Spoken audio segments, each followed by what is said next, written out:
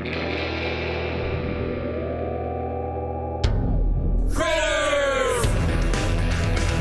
in Taiwan.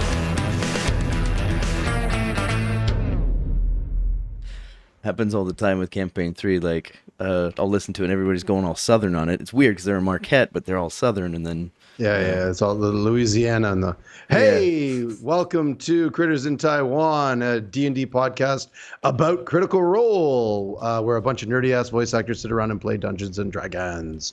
I'm Ben in Kaohsiung. I am Tim in Taichung. And we are the Critters in Taiwan. Critters. The Critters. The Some of the critters. I don't know how to. Should we put "the" in our title? The Critters in Taiwan. The Critters in I'd have Taiwan. to change the whole overlay. And... Everything will have to be in the same man. Yep. It is what it is. How you doing over there, bud? I'm good. Today was a very voice heavy day, so my voice is a little scratchy. Don't have the COVID. I just have a little scratchy voice today, but I'm all right. Just a little tired, but I'm good. Fair play. We're dealing with thunderstorms down here. Oh yeah, mad thunderstorms for the past couple of days. Nice, all during classes today. I think they got picked up in the recordings we had to make. Cool. Pretty cool. A little house cleaning. Sure. Yeah. We're talking about EXU Calamity, episode number 2, Bitterness and Dread. Bitterness and Dread. Yeah, dude, they're naming these, which is cool. I like it. Huh. Oh, and quick little recap about last week. Excelsior. I don't know why I didn't pick this up, but I picked it up later for some weird reason. The episode is called Excelsior because that's the name of the fucking plaza where they did everything. Right. Excelsior Plaza. I don't know why I didn't pick that up, but it was the name of the place. I don't know. Anyway, whatever. Yeah. Bitterness and Dread. I have a pretty good idea why they call it that. So we're going to be talking about everything about this episode, and as a prerequisite of that, everything that is Critical Role, episode campaign 1, campaign 2, campaign 3, the one shots, etc. So if you're not caught up, stop now and go back and check things out later. Come back. Yeah. We'll wait for you. It's only about 2,000 hours of catching up, but we'll still be here. Don't worry about it. Mm-hmm. So for those of you that don't know, now you know. We're talking about Critical Role, the D&D live streaming show on Twitch and YouTube. Tim and I have a little. This is, as we said earlier, this is not a recap show. We're asking questions and taking names and laying down the law. Sure. Yeah, that's what we do, right? That's in the mission statement, right? I'm in a mood. I got some angst to throw out into the universe these past couple of days. So, things might get weird tonight. I don't know, or probably not at all. Just realizing again, I just sit here and I pick up the dice and roll it. Just doesn't. That's not a good look. It's not a good look, man. You should do the newscaster thing like I do. I shuffle my notes. I'm like shuffle. The Jon Stewart thing with the pen and you scribble. There we go. Okay. Scribble furiously with a pen. Ah. There we go. Okay. Now I lost my page. Hey, let's just get into this, man, because like I said, I told Tim earlier, I have like 7.5 pages of notes that I wrote down on this. I felt like I needed a garage with a big cork board. Charlie Day. With Joe, hell yeah, with yarn and things going off in all different directions, fucking spider web. This was an episode, dude. There was a lot. Yeah. I don't even know what I wrote down. Some of these things that I wrote down, I've got 7 pages of lore that I was just like, oh, and then they did what? And then they went there. Why? Oh, what did that thing do? And they went over there, and then she did that, and then he did what? And yeah, it was all of that for me. So we'll see how this goes. I'd like to. Let's just leave it to rollies. We got hey, rollies. Let's get to rollies. All right, let's see how this works. I've been coming up, pretty good lately. All right. What do you got? Yeah, as I say that, I get a 5. I get a 10. Hey, all right. Okay. I'm going to the thing that I think it was an arcing theme that I was talking about last week, and it came up even more this week. At the very beginning of this episode after the intro, which, hey, we didn't really talk about that intro. What do you think about this new intro? Did you watch it? Because it's fucking gorgeous. It is a beautiful intro. I've watched it, like with the other EXU things. Right. This I one's watched a little the different. first one. This one's different than the other EXU one. It's got some different. There's seasons, and it had more of like a. This one had more of like a Game of Thrones kind of a feel to it, which I dig. I thought it was pretty cool. Anyway, right after. I'll check the next one. Sure. Right after the intro. The all of the stuff when they do the whatever it is. Brennan does the recap, and he's like, on the eve of the replenishment, our brave heroes. And I stopped it right there, and I sort of went, wait a minute, our brave heroes, are they? because like right off the hop, he starts talking about that, and I'm like, yeah, no, these are not heroes. These are level 14, mechanic wise, like metagaming shit there, whatever. These are level 14 on the verge of being legendary characters. They're not the rulers of this city, but like he said several times, this is the ring of brass, the people that get shit done in one of the biggest flying cities in the Exandria. Yeah. And I was like, he said that later in the episode. He's like, and there are 6 people here who get shit done. That's right. Of the people of the city, right? He said that. He said the same thing in episode 1 too, and it's sort of like that. Okay, you guys are you're the heroes of this adventure, but I put that in the biggest parentheses possible because they are not heroes. These are 6. Perhaps Xerxes. I don't think so, because there's some shit that happens later in this episode that makes me question everything about who he is. And we'll get to that later. But big picture, like big umbrella shit, I'm just going to start right off the hop with that. These are not heroes. These are very, very bad, arrogant, golden gods. This is part of me was thinking like these are the characters that Marisha thought they were when they were Vox Machina when she threw herself off the cliff, the Keyfish moment. I think there's a part of me that's going, yeah, you got your wish. You're the golden gods now. We're basically gods. Yes, they basically are, and they're playing that way. And that's my first point. And that's what I got. It's kind of how with the whole setting as well, like everything is just kind of like this is like this golden age of Arcanum, like the way that Matthew describes it in like passing and the other campaigns. He's like, yeah, the age of Arcanum. It's like everybody was learning all this stuff and just getting so good, and everything was like magical.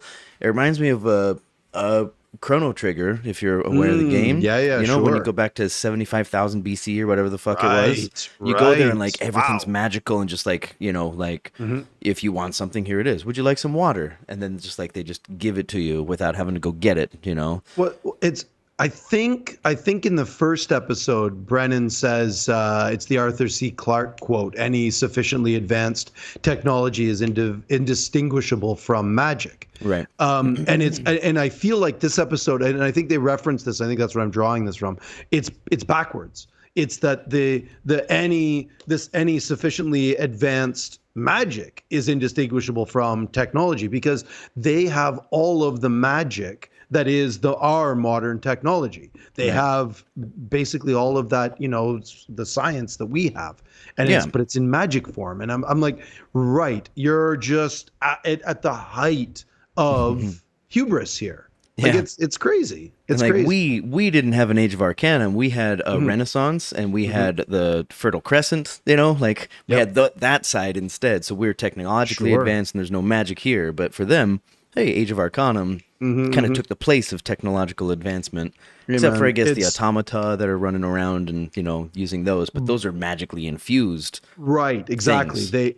They 100% are. Like they have these. They even talked about that, right? With I'm getting a little ahead of ourselves here with the Hodmedod, where he's like, you pull open the Hodmedod and it's got like doesn't have an engine. Where is the arcane engine in this thing? It's like, okay, there we go. So yeah. But anyway, I digress. Not heroes. In my humble opinion, they are not heroes. They All right, well, are. I'm gonna yes and with my first kind of point that I just wanted to get out there as well. Yeah, go. And go. I think you had a good explanation for this when they had that. Uh-oh. God, what was the last? The last EXU was 2 episodes, right? 3, 2. Yeah, It was I think just two, right? And they had 8 way the before. heist, And it right? was just 2 this time, right? I believe so. Yeah. Yeah. And just wasn't really my jam, but That wasn't really mine either, but I watched it. Yeah. And I had the same question back then, and it's coming back now because I just don't know how I feel about it. They're saying this is a 4-episode thing, and it's all pre-taped, so they know it's 4. But at what point do they decide it's 4? Like, do they say it's like, we're going to give you 4 episodes, so make sure that whatever you want to happen happens. And they're like, okay, so we got for the first episode and we're introductions, and it felt really beautiful and everything. Second episode, fucking get on it, man. So like, is he being forced into giving information and all that stuff? I'm like, well, there's only 2 more episodes, and still nothing really has happened except for this dump of lore, right? Dude, there's still the same day. Like, it's still the same day. It's still on the eve of replenishment. And they're rolling initiative, but they rolled initiative once before just for that one little room, and Cormorant. And then the rolling initiative now at the start of the 3rd. My quick and dirty explanation, and I'm learning this because, as you know, I'm a brand new DM also. I plan out the sessions, I do this, like, I'm not saying this from any experience. I'm literally standing on the shoulders of giants as I read through how people play the module. I'm playing the Curse of Strahd. As I read through how other DMs do this and they put things together, I know how long a session is that my players will play. I know I'm learning where about their limits are, like in the 4 or 5 hour range. After that, things start getting dicey. So I know where they are, and I know about where they're going to get to. And I think what Brennan's doing is the same, as a similar thing. He's like, okay, we're going to start here, and they're going to get to there. How do I break that up into chunks? Oh, it's going to be 4. Right. That's why it's a 4-part episode. Sure. I think it sounds like giving an estimate, like for painting a house. Sure. And be like, all right, it's this big. You've got that roof. You got the eaves. I'm going to put it at 1,000. But if it's 1,500, it should be fine. Yeah. The first episode was just over 4 hours. This one was 4 hours 55 minutes. So on Twitch, saying that it's only 4 episodes. How do they fit that in? That's how the episodes are not the same length, so they have leeway of half an hour to an hour, I guess. Yeah. I don't think they'll ever break the 5 hour mark, but dude, there was that 7 hour episode in campaign 2, and that, granted that was the wrap up, or the final episode. So yeah. I don't know, man. I don't know. That's Again, insane. This is all 7 hour. That's crazy. This is too. That's a full work day. Oh, dude, it's crazy. What I would say is what they're doing is he knows what's going to happen. They all know what's going to happen. It's the fucking Calamity.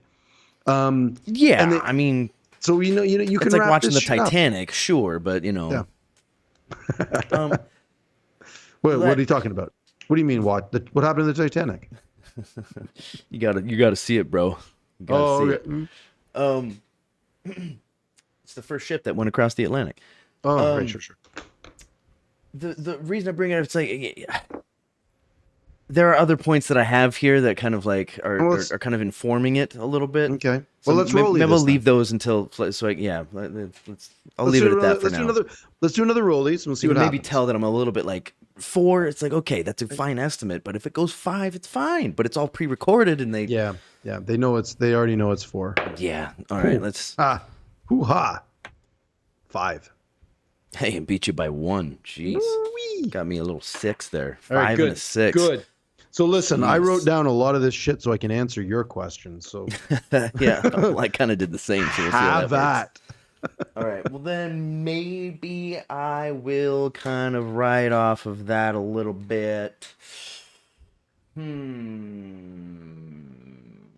I'm going to go at the top of this list here. So it's fairly early in the episode. Okay. Okay. But it also pertains to the rest of the episode as well. Like last episode we had talking about it, something I really liked that Brennan was doing. He was like, you can do arcane, you can do history, you can do, giving the options. Right. And can I just say a quick thing about that? So this is, I know you haven't really watched any of his D20 stuff, like the Dimension 20 things, right? But that is one of his trademarks.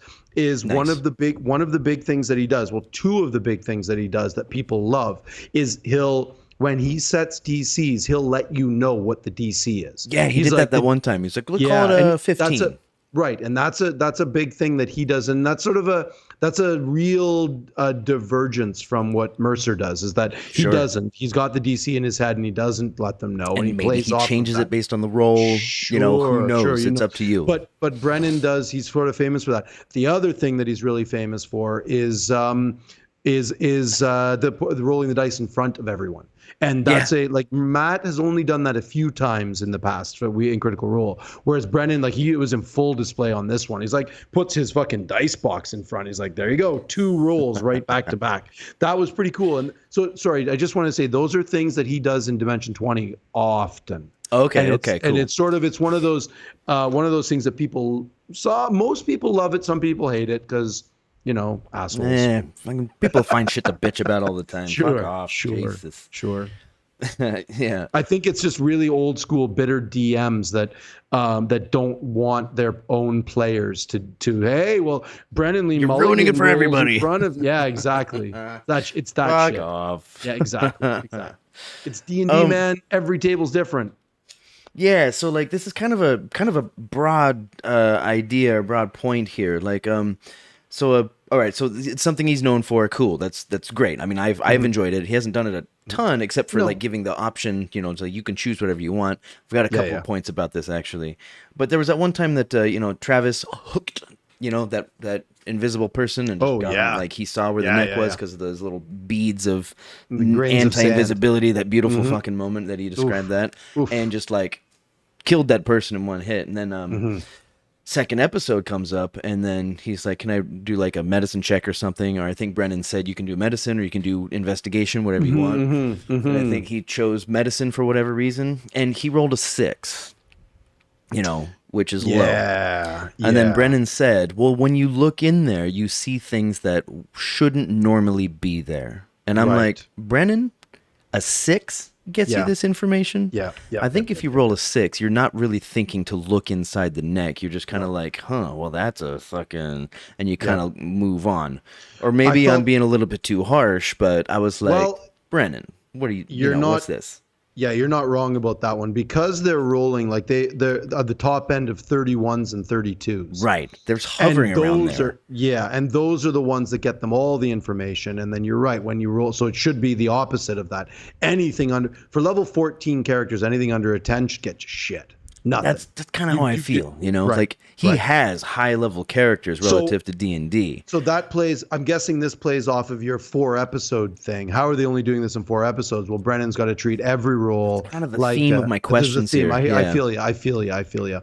Hey man, I agree. I mean, bottom line, I agree. Yeah, that's and it. Like he's he's relying perhaps on the fact that they're level 14. I think they're all level 14, right? They are just across the board. Yep. And relying on high rolls, like again they're hovering around 30. If they get a 31, like he even laughs sometimes, like and here's all of the information. Cool, great, because you only have 4 episodes. This information has to come out. For sure. And this episode, we really fucking saw that. I mean, look at your goddamn papers, man. Yeah. So I feel like he's relying on the high rolls, like, well, I'm going to give them whatever check. And then on top of that, also, you can choose this, or this.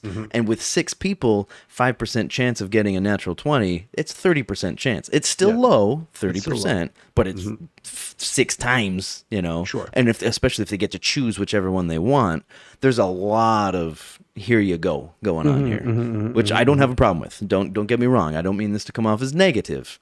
It's just something that I've It's not negative. It's not negative. It feels a little rushed. Forced. Absolutely. The idea, and I agree with you. The idea that he may be slightly worried that they're going to miss some things that are really important that he wants to get out, and only having 4 episodes to do it in, then sure, why not? Listen, I'm not against it because it's only 4 episodes. I do understand it's a little cringy.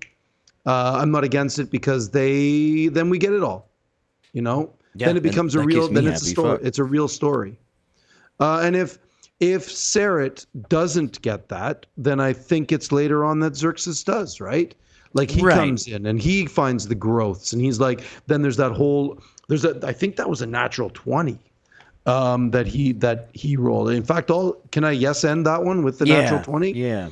Because I definitely I've got wrote something this about one that down. too. So Xerxes gets that nat 20 on the cleric of that Sarah kills with the Yep. tomahawks, with the hawks. I love that little fucking reference. I've got my hawks. You know, that's cool. That nat 20, he learns Nauth. Like there is, if it wasn't for closed captions, I would have no idea what he said. It's K apostrophe Nauth. Nauth. Oh, that word or something that. Was that the word you were trying to figure out? No. Oh, okay. Because this tripped me up hard. And hey, if you're listening and you know what the fuck that is, please get in touch with us, because I sure as fuck do not know who or what Nauth is or was. No clue. Chat didn't know either. I turned chat on for this one. Huh. No clue. So this is where Xerxes was exploring the growths, the cancerous growths that were growing in the throat, and all of these things that Brennan was describing. He rolls the nat 20 on that and learns that, oh yeah, no, you're recognized. This is something of you've heard distant rumors about Nauth. Mm-hmm. And I'm like, what? Who? What? What does that even mean? What does that mean? Oh man, yeah. God damn it, Nauth. Because I know with Gordranas, he mentions he explains what that is. Yep. Oh god, there's so much stuff here. All these things are bleeding into each other. I've got like 5 or 6 different things that are like intertwined. He's weaving a spider web and slowly getting them tangled up into it to get to the center of something. Yeah, and he's got 2 more episodes to get it there, and I don't want it to feel rushed, because even already as it is, like with all this lore that just came out in this one, like I'm just gonna go ahead and put this one out here. It's not necessarily a point, just something I wrote down. The first episode, like I said, it felt like I just walked out of a movie theater, like the visuals and shit. It felt so cool, and I was like, wow, that was amazing. Yep. And the second one, like, it was so relaxing. It felt like an ebook. I'm just sitting there, just listening to all this information, just sitting back and relaxing, trying to absorb it. No, sorry, not trying to absorb it, just absorbing naturally. Yes. Because if I try to absorb, I'd forget everything. Right. What does enters. The rest of the stuff is just what? Right. Yeah. Because when you throw too many names in there, it's like, all right, I'll remember 4, but you put 5 in there, I'll forget everything. Yeah. All of the names except for one. That's one of my favorite parts about this entire thing, is that we get all the names except for one.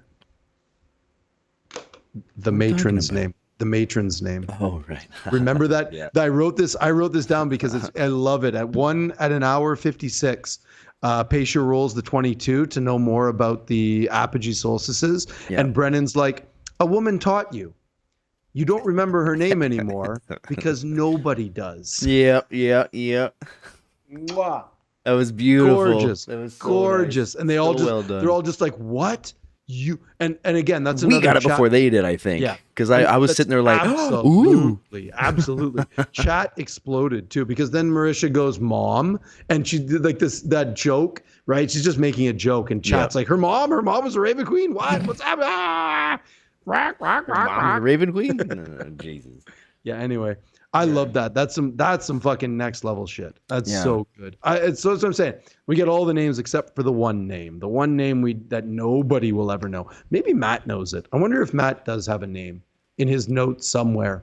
He's like, well, she was originally an archmage, the archmage, blah blah blah. But he'll never let anyone know. We may never know. Yeah, probably never will.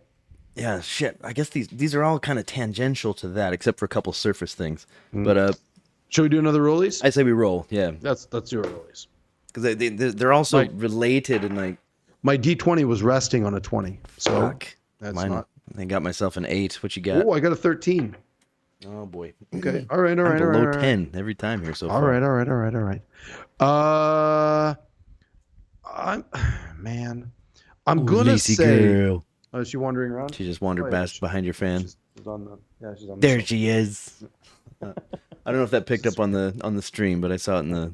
She's here. She's loving this. She's like, she wants to go out. It's been raining down here, man, so I haven't had a chance to take her out much today. We've only done 2 quick walks, but hey, whatever. Okay, so my little thing that I want to sort of talk about is as we were going inside near the beginning of the episode, and Abria is describing the machines inside the arcane engine. Like, she's the arcane architect, right? Laren, whatever. I think it's called an arcane tech. What did I say? Oh, the arcane tech. I'm being a jackass. Wow. So she's describing. Remember, I'm a these jackass. machines. She's describing these machines, and that's that Arthur C. Clarke thing, right? Where these machines, the lay rudder, the astral layrite, which is the new one. That's the new one that she built. And then there's the arboreal calyx, which is like this ancient one that they have no idea what it is, which we find out later is the tree of gnomes. Yeah. Tree of gnomes. Yep. The tree of names, I know. Sam Try Riegel. gnomes. I'm giving you I'm giving you gnomes. Check for that. But then there's like the heart of it all is the arboreal calyx, and then she's built this astral layrite, which is this new machine that takes all the energy, all the ether, whatever. There's stuff that going on there that I don't even understand. I don't think anybody does really. So much. It doesn't matter because it's like this is a whole campaign going on here. I mean, Brennan even said at one point, he was like, yes, there's some stuff that I know about your character that you don't yet, you know? And it's like, well, fuck, man, how the fuck are we supposed to, like... So just a quick little thing, like piece it together. This astral layrite is looking at the ley lines, and as the ley lines shift, they can move the city across all the planes. Right. Yeah. Right? Like, that's the thing. Instantly, my instant thought was, well, that's what Aor did. Right. Right? That's what the Somnovum did in the Cognosa Ward that we saw in the astral plane. Only I'd love to know what, I mean, I think a lot of people would. I'd love to know why they all changed.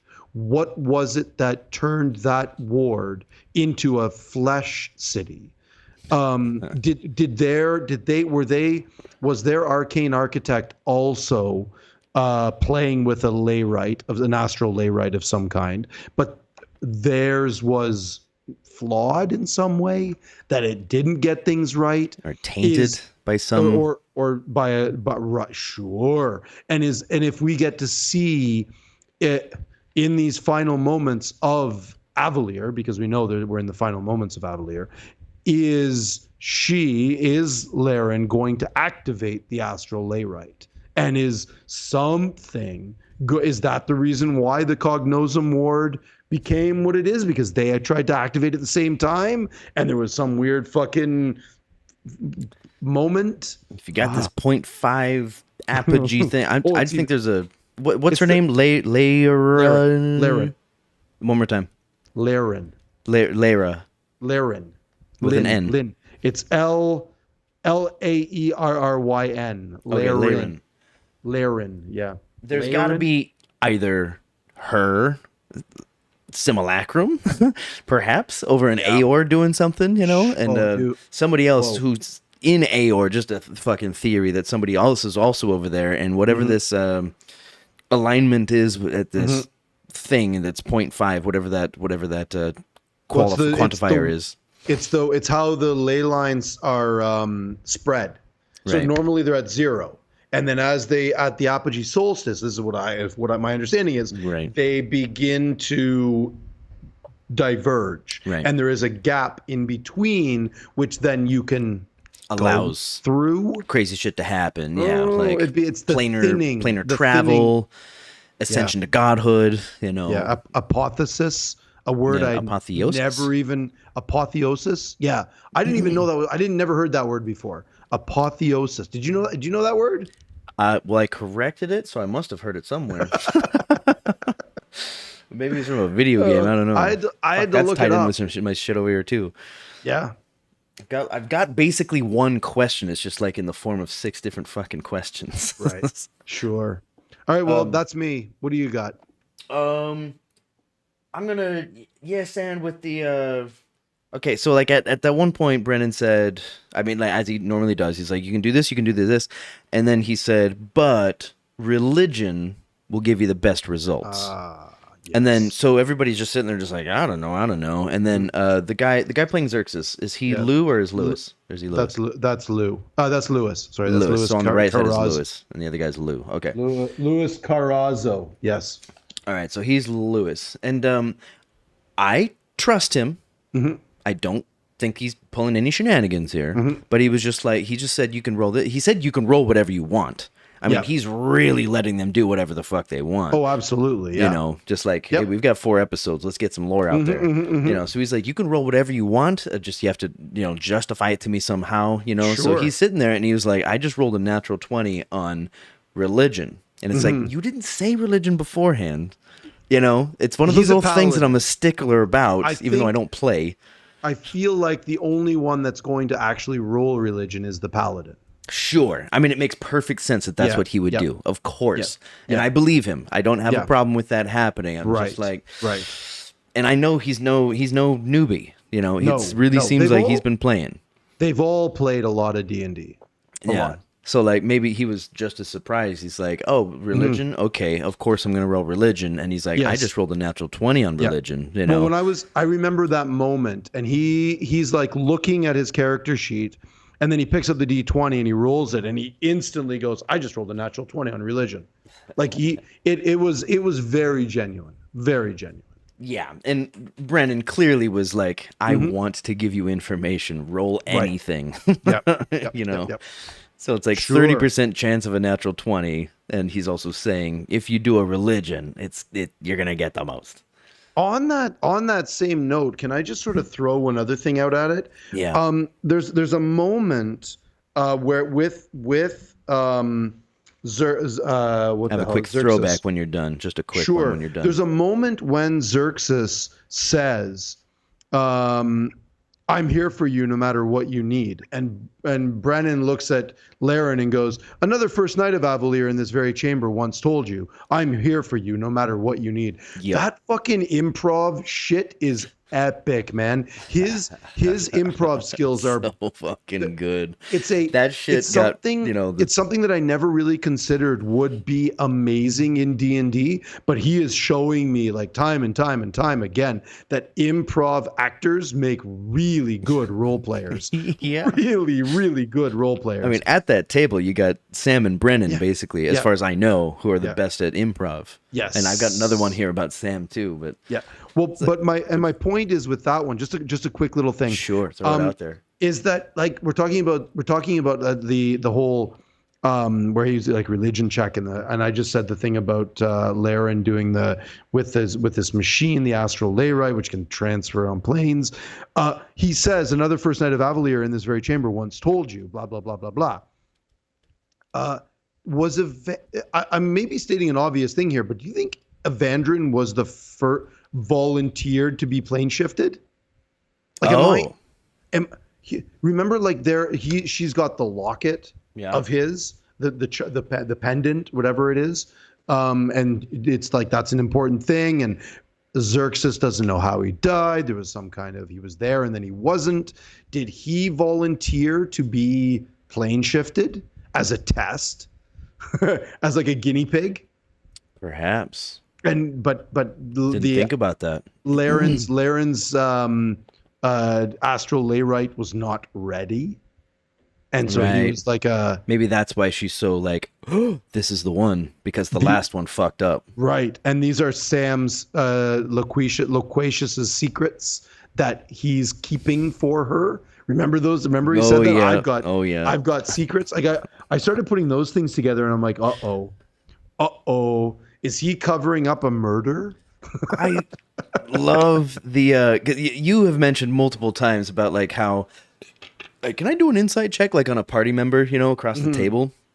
And then you've said multiple times, it's like they should not have to say whether it's, deception or persuasion. Yes. And yes. Brennan's sitting there, and he's like, he said to Sam at one point, he was like, "I need you to do a deception check." Yeah. And like nobody was really saying anything, and it was Nope. just like what he was just putting out there. And he's like, "It's no, like nobody's checking on you. It's just a deception to the world." Oh no, that was an insight check. Insight. Insight was it? Yeah. Is that what it was? I need you to do an insight check. He's like, insight on myself? No, insight check on the world. Right, And Sam's yeah. like, I love insight checking the world. An unprompted, but from the DM, I'd never seen Yeah. that before. That was sick.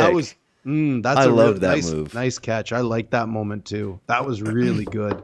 That was a Yeah, it was- glorious little moment. It's like nobody It's, again, expected it. I don't even know if Brennan expected it. We're seeing one of the best DMs out there with one of the best tables out there, And So, one of the like, best voices. Fucking hell. been Let's not sell him watching- short. Sure. We've been watching Matt behind the screen for so long that watching another amazing DM play with a similar cast of characters is it's fun. It's a very different style, right? Just a quick little negative sidebar off of that. I was hoping initially, because Abria is an amazing DM as well, just not my style of DM. Sure. So again, some people really liked the first EXU and the second one. It was not for me. But yeah. Yeah. I digress. Seemed a little loosey-goosey for me. Sure. Also, like, I've seen a couple of Acquisitions Incorporated. That's what they were called. And I thought it was well done. You know, Yeah. it just seemed kind of robotic, but it's Yes. not Critical Role. Critical Role is like No. a bunch of voice actors. You know, so Absolutely. they're putting on a That's the show, big like it's like a difference. play, Yes. right? Yes. And when I Absolutely. watched them or listened to them play, because it was a podcast or something like that. AI is a podcast, yeah. Yeah, and then I saw a couple of live sessions with a buddy of mine here that plays D&D, and or like some of a live session, and I was like, it just still, I was like halfway through campaign 2, and it just felt a little bit robotic, you know. Sure, And Chris and that- Perkins was DMing, and I'm Right. like, I know where he sits in this realm. I know, like, general idea, but it just like just wasn't my style relative it's to what I more- liked in Critical Role. Right. For that sort of style is more like regular D&D. That's more Yeah. like what me and my buddies sit down over at the table over there when we're sitting down and playing D&D. That's kind of what it is. Right. A bunch of geeks sitting around, and sometimes a voice pops out now and then, or a little like a growly or a, Ooh, nice voice. hey, you guys, what are you doing over there? You know, like one of those things, like a little rah, goblins, rah. Like something like that. He did Well, a voice tonight. It was cool for a minute. Exactly. But other than that, it's just a bunch of geeks playing and going and often like digressing into like rule lawyering and talking about, oh yeah, and then you see this and it's like descriptions and all of Right. that. It's more like actual real D&D. So Right, that's sort of okay, yeah. that's kind of as Less of a opposed to the spectator sport unless you're really Right. into it. Right. I like watching it because then again, the same sort of thing. I get some ideas about what more normal people play D&D. Right. And you get some sort of some insight into what else is really going on. Because let's be honest, like when you're back in the States or in Canada or in the West or whatever, you can pick up and go walk over to a comic book, like a little comic book shop, into their back room, and there'll be a game going on. You can just sit down and watch that. We can't do that here. So the only D&D I ever really get to great. see, I know, the only D&D I ever get to really see, unless one of my buddies is playing somewhere and I can sit down and watch them, is online. Yep. So yeah, Which is wonderful. Wonderful thing about the internet. rollies. Shall we do some rollies? Yeah. Yeah. Let's do some rollies. Okay. Hey, my lucky- Hey, still below 10. I got a 16. I got a 2. Man, that's you're Killing under it today. that die maybe needs to be you need to burn some sage or something with that thing. Well, I kind of believe in the universe, not All right. I'm hasn't been a 1 yet. That's all that matters. I just glanced at my break note. Just I'm not going to use this as my rollie if that's okay with you. We'll see. I'll be the judge of that. When at the it's about the 2.5 hour mark. He's nice Superman curl you got going on there. Yeah, I know it happens sometimes.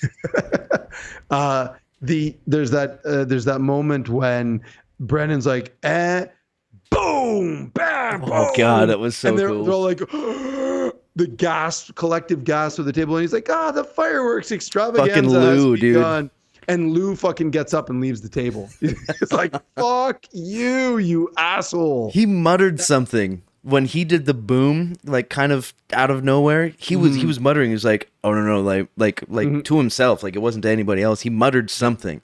I went back and watched it again. I couldn't understand anything he said. No. But he muttered something, and he was like, "Fuck." I had something I wanted to do. That's the impression I got. You know, and he's just like. And you see the fireworks. His voice, dude, like it's perfect for that kind of a "fuck you" reveal. I love it. And then the best part of it all was too, though, which I think was a callback to the Taxmen, was that when they come back from break, and Lou is like, "Wesley Snipes tax evasion." That was hilarious, dude. And he's just right there on board with how gnarly. Clearly after the fucking count. Oh. I was like, Wesley Snipes tax evasion. Like, that must have gotten picked up. I watched that back 4 or 5 times. That was hilarious. I'm gonna go. Yeah, it was just brilliant. I loved it. I mean, they must have been talking about something about those taxmen, the automatons that weren't supposed to be used yet. I'm gonna go to. Yeah. I'm going to use my Rolly win here for at the right after the break when they go to the this after this is a little bit after. Oh yeah, all the lore shit that Loquacious did, all that Harold's Tome stuff, that was gnarly. But no, like they went to the Magisterium. And when they go to Magister Cormorant's office, and the door's locked, and they go into combat. So I was wrong. I thought the first combat wouldn't be until 3. Did I say 3 or did I say 4? You said 4. I said 4. Yeah, you said 3. Yeah. And we were both wrong. They did it at 2. And I was thinking like either they start with 2 because if they had that Habadabab that was like, yeah, I'll never remember that. No, I could easily. I just don't put the effort in. It's like a Roald Dahl sort of a fucking thing, eh? Like a James and the Giant Peach kind of the Hodmedod. Yeah. And then the Hodmedod said. Then you ask the person who said it, like, say it again. I bet you don't even remember what it was. Yep.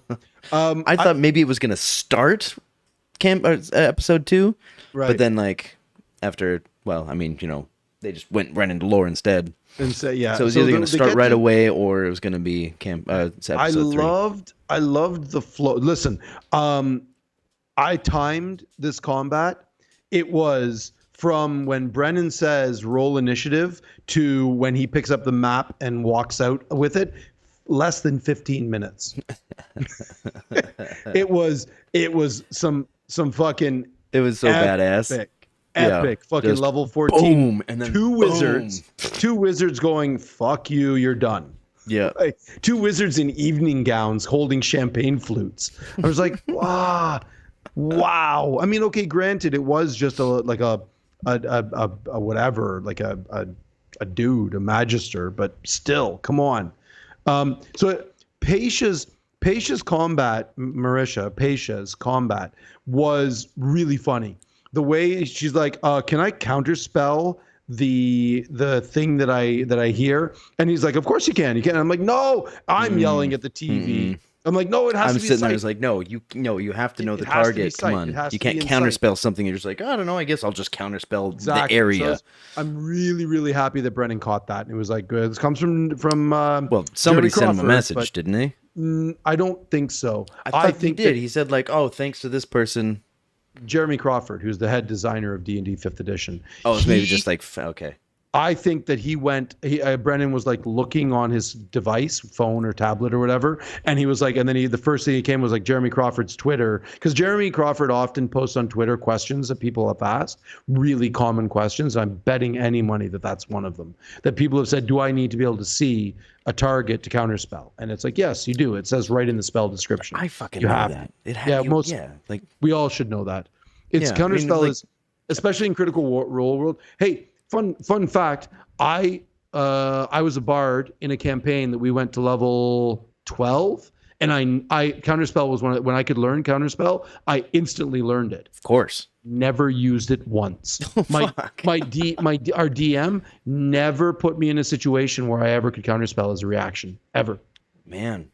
I was bummed. It was amazing, but I was Range sort of of bummed 60 out. feet. And like, Yeah, that's the other big problem. The fact that I couldn't get there was a couple of times when I wanted to use it and I wasn't close enough.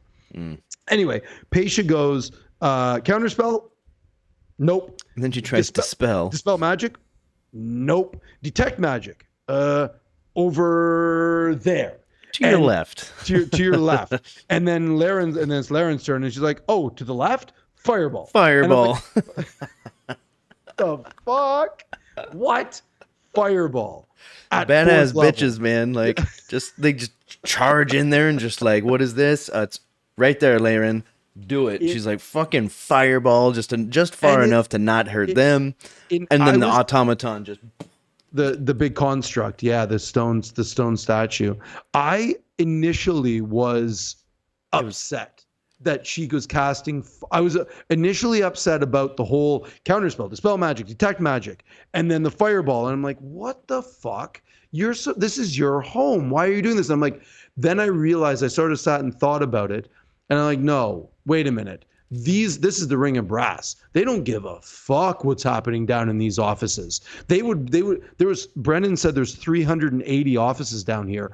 I firmly believe that in character, the pair of them would destroy all 380 of them if they felt like it. And there would be no questions asked. I'm like, this is, they are, like we said, they are the people who get shit done. And I don't think anybody in the Ring of Gold or the what's the big high level thing? The septum, the septerium, something. So whatever they're called. Something.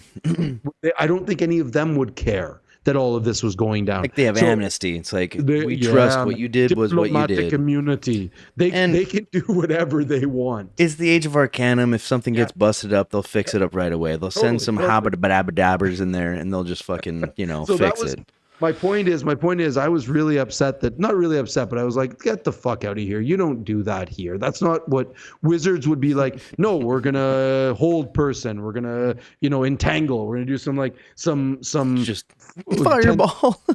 We'll be doing like a force wall or like something to stop things and hold them and to do like there's a cage. I forget what that cage is called. There's a force cage, I think it is. Who knows? Prismatic spray or some like crazy something to fireball. Like It definitely took me by surprise. Yeah. Quick question: if fireball gets cast on or near you get hit by fireball. Is this like Final Fantasy where if you get hit by magic, your invisibility fades? That's a concentration check. So right, and they failed that. Yeah, right, because it was concentration. They had to roll 20 or 21 or whatever. Yeah, right. Okay, and that's why it faded, and that's when the construct could see them and then hit them to kill them. Yes, that's right. The concentration check was because it was 41 points of damage, so half of it's DC 10 or half the damage taken. Whatever's higher. Constitution check, and whichever one is higher. And so this was a 20, which is because it's half, always round down. So it's half or round up. Some DMs round up. So the DC would be 20 Constitution, and that was when he put the dice box in front and rolled both those checks, the concentration check and the counterspell check, both of them in front of the players. Which again, classy move. I dig that. I like it. Yeah. Not for every DM. I don't think every DM should do that. I think that it's a fun thing to do in a 4-shot. It's a neat thing to do in front of everybody. I mean, especially like the times broadcast. Like the times that Matthew did it is usually for like a resurrection ritual, right? That was about the only time he ever it's like did. When it's really, it's like so he just doesn't have to say it to the other players. They can react to it instead. Well, there's also that with the resurrection. You're like, this is serious. Like this is and not all of them player character, and not he'd all sit there and be like, he would roll it and just be like, he'd take a picture and then he starts talking. They still don't know for that tension and all that. It's just beautiful, yeah. But for that last one. Major spoiler, earmuffs, for the last episode in campaign 2, that fucking roll that he did, and everybody's like, oh, you got to be kidding me. And even Matthew was like, wow. Yeah. Okay. Like, that's it. Wow. How final is that? And how fitting is this for this, you know? And then there's the consequential thing that happens after that. Absolutely. I say major spoiler, but I didn't really spoil anything there. It's all good. I think there's, hey, a lot of innuendos. Yeah.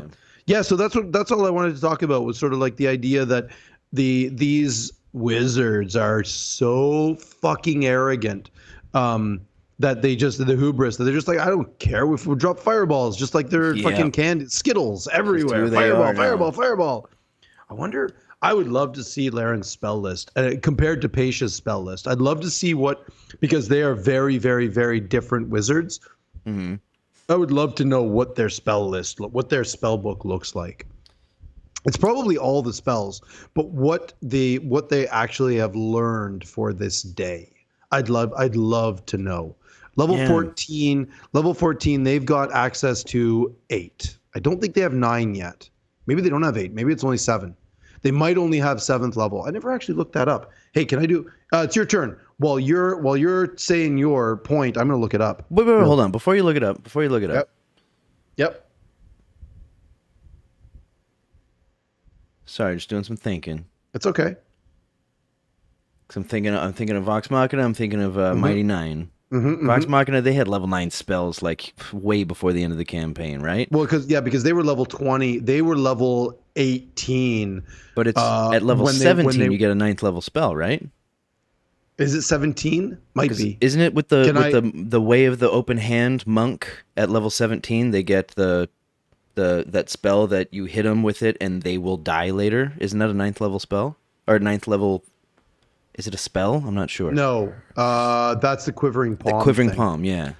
It's just a skill, not a spell, right? 17. Yep, I'm looking it up right now. I've got it at my fingertips here. Hey, it's fact checking in real time. Where's Wizard? Wizard, hello. First time in the history of the show, fact checking in real time. Oh, you get level 9 at 17. So they are level 14. I was right, level 7. So they only have level 7 spells. Up to level 7. They have each have one slot level at level 7, yeah. They have 1, 6, 1, 7. So, yeah. Curious. I'd like to know. I wonder what their level 6, level 7 spells are. They're probably big ones. I'm guessing that Laren's got a real serious damage one, and I'm guessing Paisha's probably got a very serious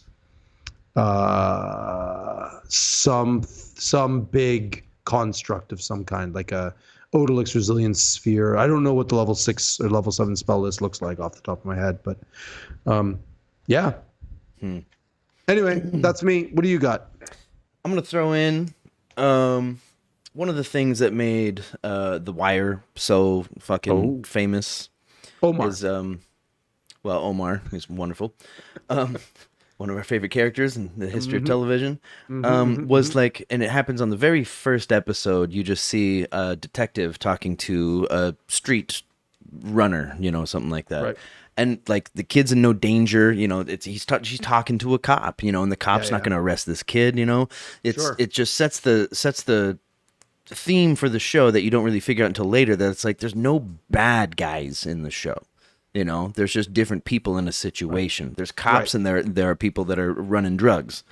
And there's not really like a bad person, like Avon Barksdale, he's just running a thing, that's again happens to be illegal, but he doesn't other than there might be a couple of bad things that they do. Sure. Like he does, the dudes do murder people. They do tell people to murder people, but it's all part of the game, like that's what they say. It's like, hey, you don't have to be in the game, but you chose to be in the game and you fucked up, Right. And then the cops are trying to prevent murders, because like they always say, it's like to follow the money. That's when you find the bodies, And especially like String seems to have like a really good head on his shoulders. It's like no bad people. But you can sympathize with anybody, right? Sure. Yeah, absolutely. Now I got this impression. I got it. I think in the first episode there was a hint of it. I don't remember what it was, but I feel like I got a hint of this in the first episode, but I can't recall what the fuck it was. Okay. But in the second one, for fucking sure, and it kind of corroborated that feeling that I already had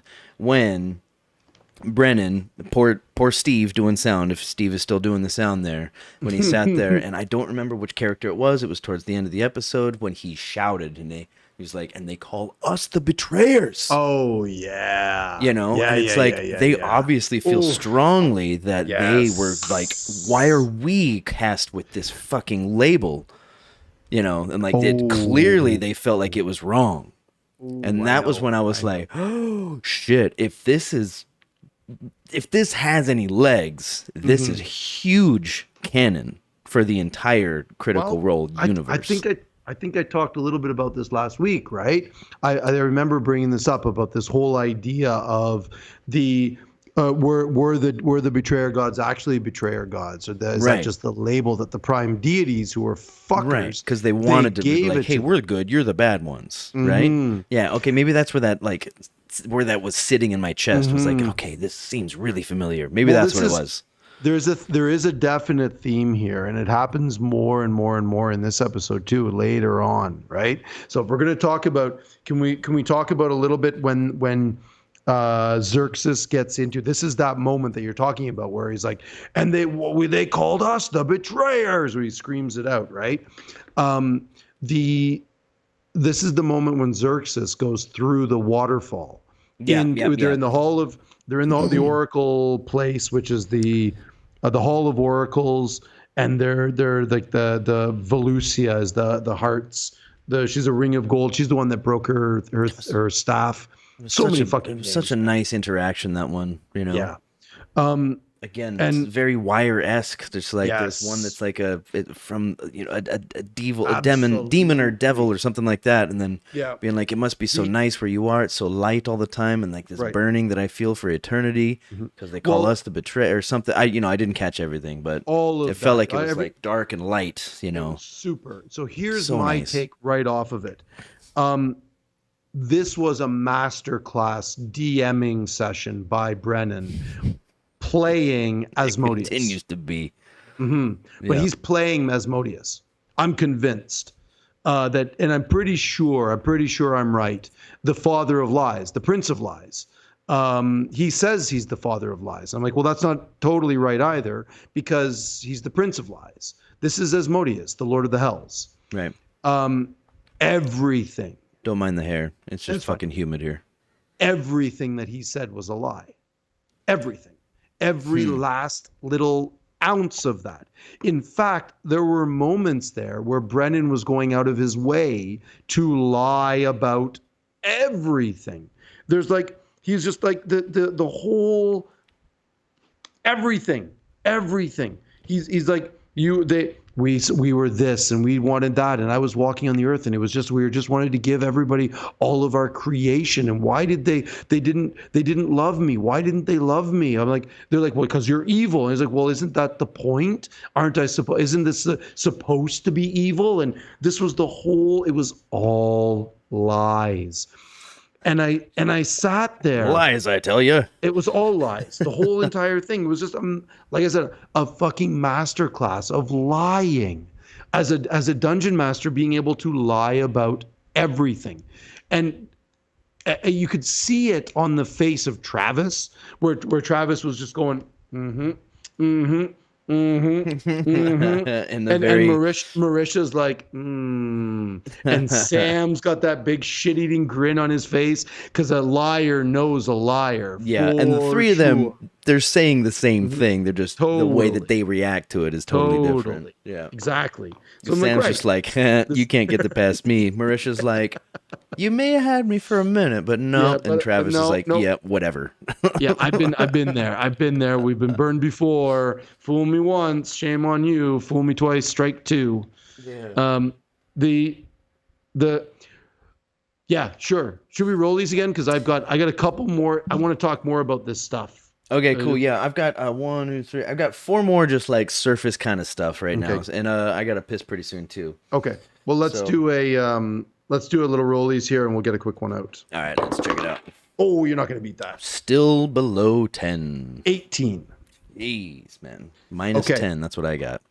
So in this, I am glad I got that, because in this, I want to talk about this some more. In this moment, as Asmodeus is the prince of lies, the father of lies, whatever you want to call him, the lord of the hells. Just a horned devil, right? And a dying horned devil who is lying about everything, lying about dying, lying about being lying hurt, about lying dying. about I was gonna say everything. not buying it. Sorry, buddy. Lying about being in a burning place of pressure and darkness, and it was no, man, no. These are all lies. I don't believe anything that he said. I'm sure Matt told them exactly what the betrayer gods did to them, and he's like, well, this guy's not going to tell them that. He's going to lie. He's just going to lie about everything. So. Anyway, at 4 hours, 27 minutes, 40 seconds, Xerxes casts Ceremony. It's a first level spell that has about 9 different options. And he cast a Ceremony, Atonement. Right. And Brennan instantly knew what it was. He's like, oh, that, which has a casting time of 1 hour, right? And he's like, yeah, 1 hour. And he's like, okay, which one? Atonement. Okay. And so I had to look it up. Brennan clearly did not. And I'm like, how in the fuck does he know one of the multitude of paladin spells that are out there? Not even like just a, I'm like, this is, yeah, okay, Ceremony's a big impressive, one. man. But at the same time, I'm like, get the fuck out of here, you and your goddamn D&D knowledge. Like, how do you know all this shit? Well, you play a lot of D&D, that's how. But here's the thing. I looked this up. Atonement has to be cast on a willing creature. Asmodeus is not willing. It's a DC 20 Wisdom legendary action, automatically succeeds. And what it does is a Ceremony Atonement changes the alignment of the creature back to its original alignment. Okay. And I'm like, that's why it got interrupted. It doesn't matter. Brennan didn't roll because it doesn't matter. He's a god. Yeah. It doesn't matter.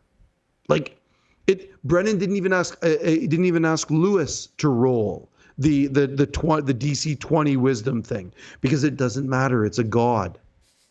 You can't cast Ceremony on a god. And it's at that point that he goes into this Shakespearean diatribe on what is good and evil. This is King Lear. Like, this is all the evil. I am not evil. You are evil. We are good. I am not good. You are good. What is evil? It's a matter of perspective. Blah, blah, blah. Exactly. It's the whole, my buddy Howell, you met my buddy Howell who's here. He quotes Shakespeare quite often because Howell's quite learned in these ways. And he would love this moment where I was thinking about him there when Brennan's going on and on and on about what is good and evil, and they said I was evil, but I am not, and this is so my whole point of all of this is, why is he doing this? Why?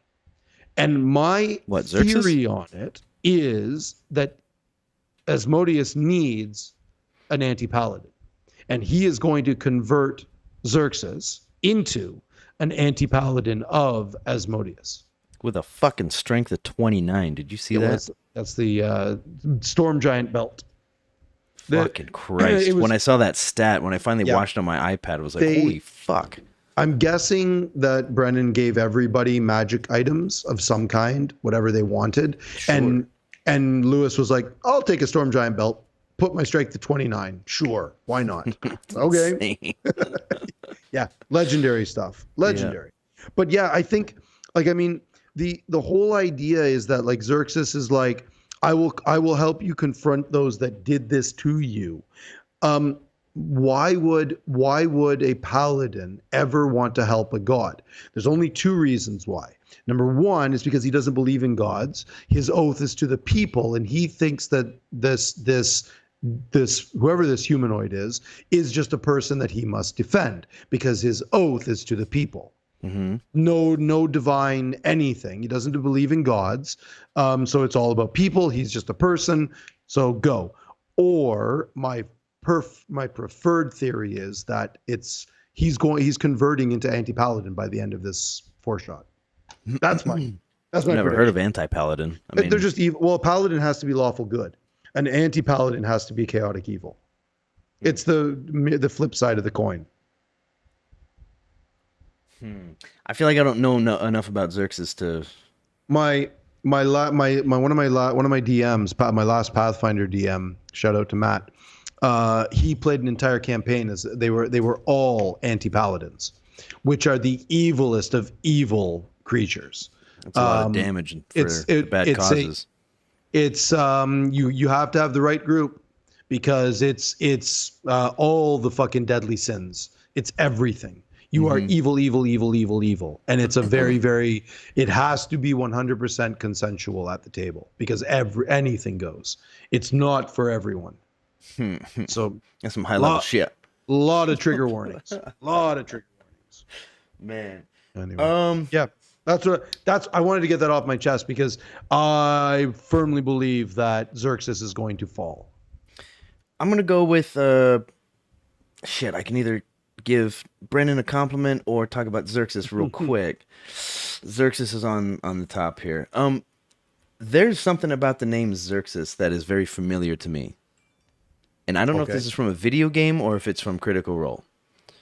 Does it have any resemblance to anything that you've heard of? Yeah, I mean, shit, man, they all sound similar, right? Like they're all kind of Xerxes. Like, I was looking around like, who recognizes this? Because I immediately felt a familiarity to it. Like I had definitely heard or seen that name before. Wasn't Xerxes one of was it Roman? Might have been Roman or Greek. I forget. Who was Xerxes? I don't know. Man, that's what I get out of Xerxes is Xerxes, which is the come on, it's like right at the tip of my tongue. I'm not sure. I don't know.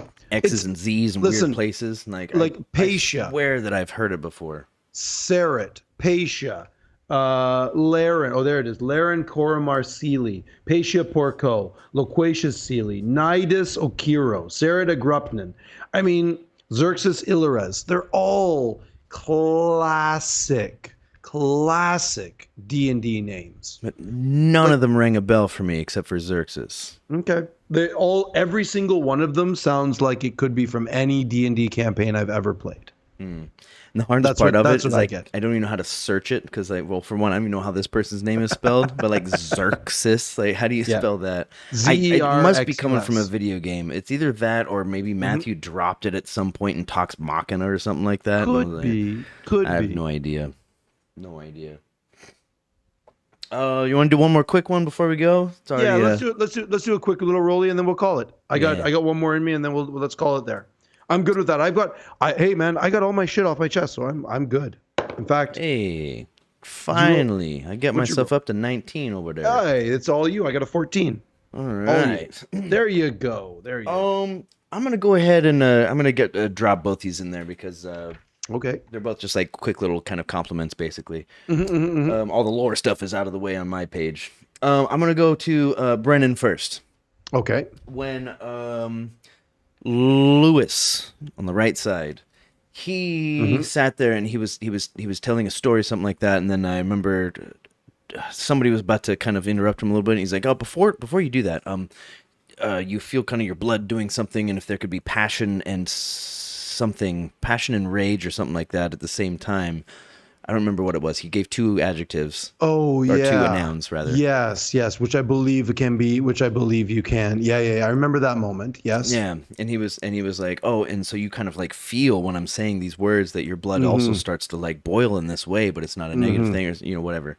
And he's like, and that gives everyone temporary hit points. 19 temporary hit points. Yes. And I was like, oh, I didn't expect that. I thought he was going to be like, oh, I'm going to interrupt the story for a second. The leadership feat that Keyleth had. Yeah. Yeah.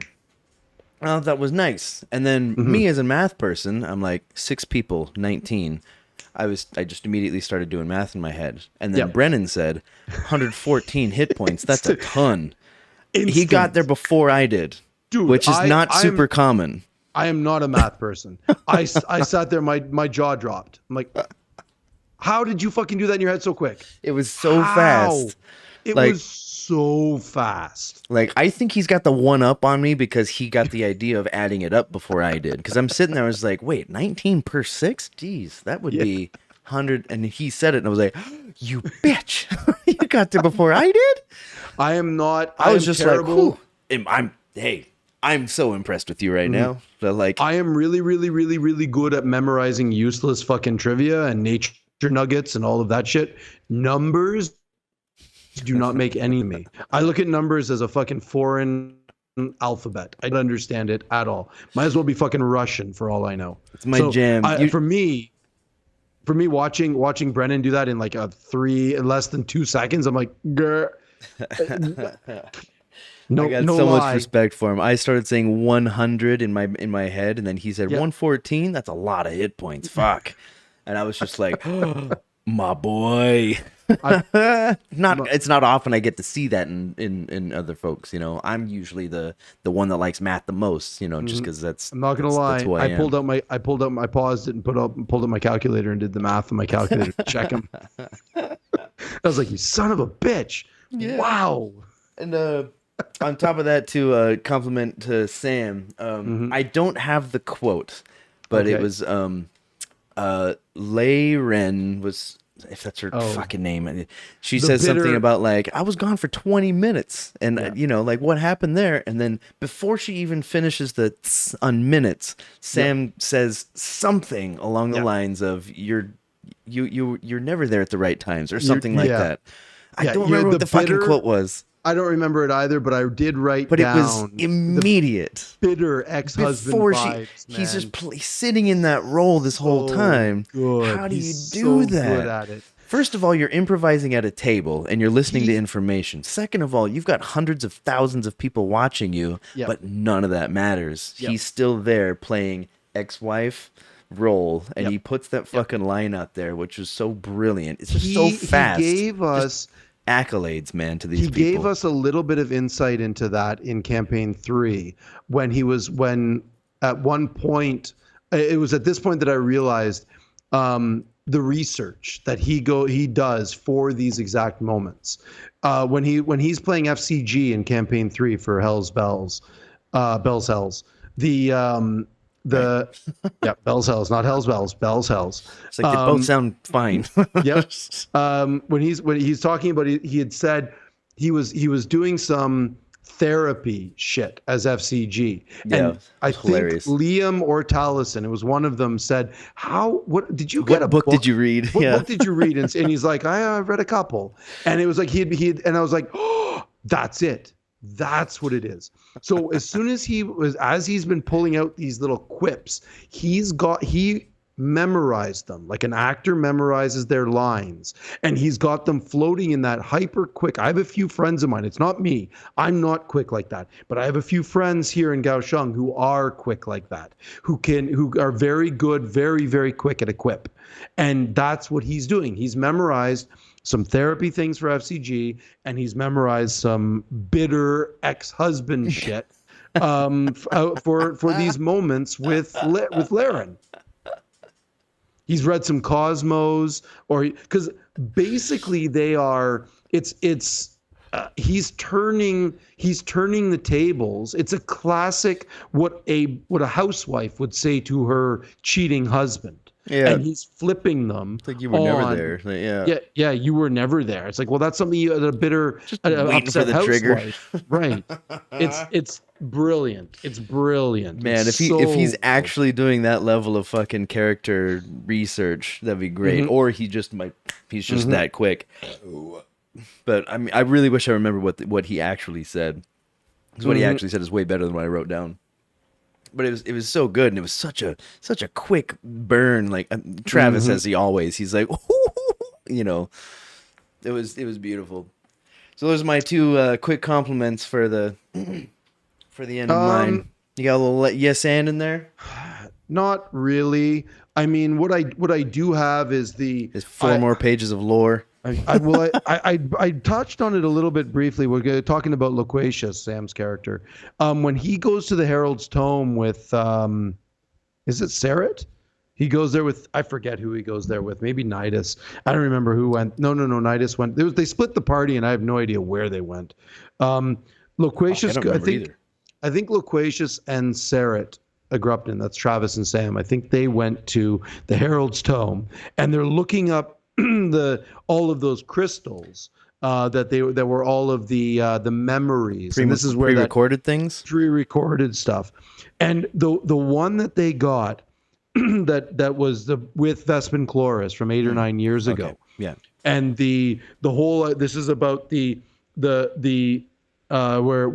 Vespin says the Raven Queen's ascension should be achievable by all. If it's achievable by one, it should be in theory should be achievable by all. Sure. And it's not all it really is like this again, another massive lore dump about that Vespin and Dean Hollow and Loris, the gold ring, they were all there in this one place, like 8 or 9 years ago, well before this was happening. All of this is in Vasselheim, and this is because this is right because when Vespin Chloris says the city of Crown bears the tree of names, and this is when he gets the inspiration. He rolls a natural 20. Travis Serrett rolls the natural 20 with a 31 total on history, and then they get all of the information about what the tree of names is. And Tree of Gnomes, the Tree of Names being from the Drow Gishari, and this was my whole point is. This was backstory upon backstory upon backstory of NPCs and places and just lore like that. Props to Brennan and Matt, clearly to Matt for giving Brennan this whole entire thing to run with and to do whatever he wants with all of this. I can't say enough about it. I just can't. I think kind of piggybacking. Yeah, that's right. Why did that sound weird? Off of kind of what we talked about last week as well. The level of establishment before the third campaign even started. Like, I'm expecting a lot of this shit to be left up in the air at the end of these 4 episodes. And, and some of it coming back into play. Sure. But, the thing is, like, when you've got common players in EXU and Critical Role now, like, they can't metagame, but if something comes back about Mr. Vespa Scooter Dude, in fucking Critical Role, like, we'll see it because we're watching it. But there are some people who, like, I know some friends, I know some critters here, kind of critters here that they don't watch the offshoots. They don't watch EXU. They don't watch the other things on the side. They only watch Critical Role. They just want their core people. Sure. So they don't know any of this shit that's going on. So, like, if they just keep watching Critical Role, they'll just be in the dark like anybody else. Fuck, man. Like, this is unprecedented, right? Like, even those other one shots and all of the other things barely scratch the surface of any of this stuff. All of this has direct repercussions for campaign 1, campaign 2, and campaign 3. It's all canon. Everything. This is the canon for everything that happens in those 3 campaigns. This is the past.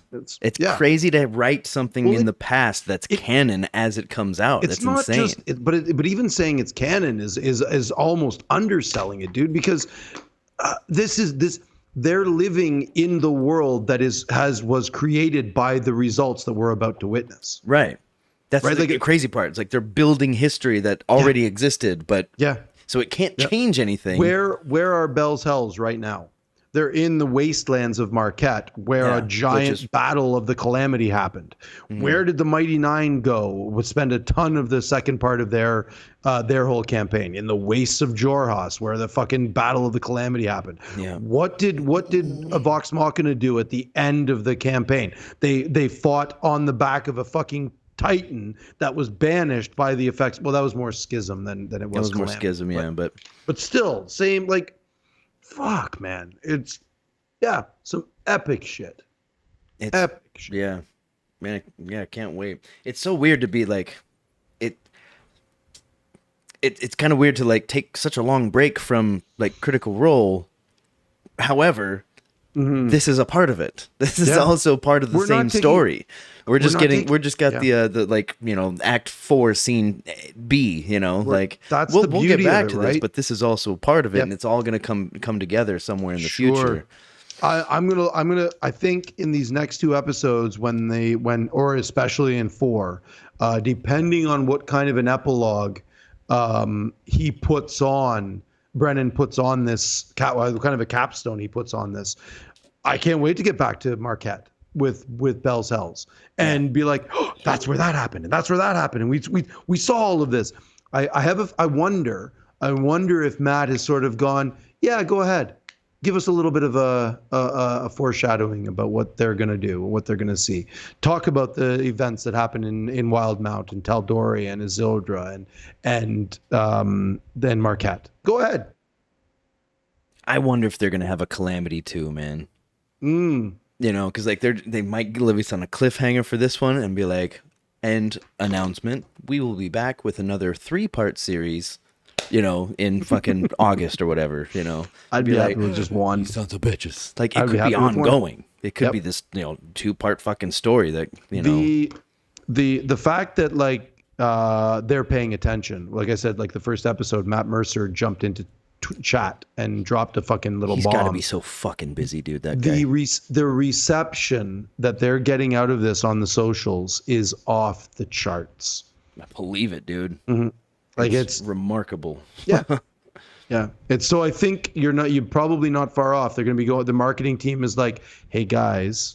Yeah, maybe they're making that decision now. Yep. They're like, dude, this is really good. Brennan, can we keep you on board? Hey, bud, how much do you want for part 2? Yeah, fucking hell. Renegotiate some contracts. I'm on board, dude. Have a Brie as a player character? Fucking hell, yeah. Just keep her off the DM screen, but in my opinion. Yeah. She's great, but just not my style. Yeah. All 6 of them are fucking killing it as players. They're as characters. I need to learn more about Lou and Lewis. I don't know anything about them, but I'm fucking loving what they're doing. Well, I IMDb'd them right away, and I'm like, oh yeah, heavy accolades. Like they've got some stuff. So D&D stuff. I didn't actually IMDb them. I just Googled them and Wikipedia'd them. But anyway, hey dude, let's wrap this up. We're an hour and a half. Okay, cool. So we talk a lot of shit. Some of it's true, some of it's not. Get in touch down there. We're always open for questions that we can bring up on air. Listen, if you've made it this far, or if you just skipped ahead to the end, please get in touch with us. We love answering some questions or some things. Hey, what the fuck are you guys talking about? Yeah, sure. We get shit wrong. That was the first time we ever actually had a fact check on stream. Not really a fact check. I just wanted to see what level 14. I should have looked that up beforehand. I remembered I wanted to. That's exactly fact checking. What are you talking about? Yeah. That's checking a fact. Yeah.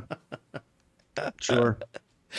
Yeah. Hey. Anyway, I really got to piss, and I'll bet if it's not raining over there, I bet Lacey's feeling the same. I'm guessing my dog, who's passed out on the floor here, literally passed out on the floor. Man, not even on the couch. She's tapped out on the floor. It's hot.